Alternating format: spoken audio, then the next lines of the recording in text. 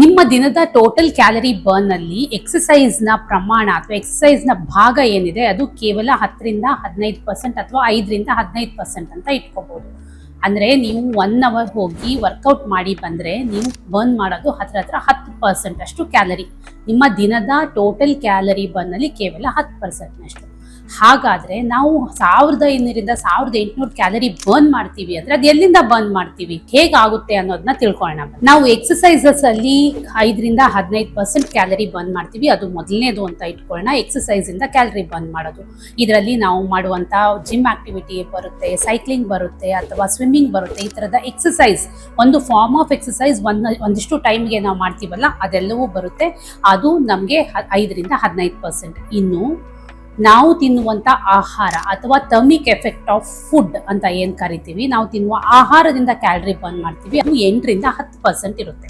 ಅಂದ್ರೆ ನಾವು ಆಹಾರ ತಿಂದಾಗ್ಲೂ ಕೂಡ ನಮ್ಮ ದೇಹ ಕ್ಯಾಲರಿಯನ್ನ ಬರ್ನ್ ಮಾಡುತ್ತೆ.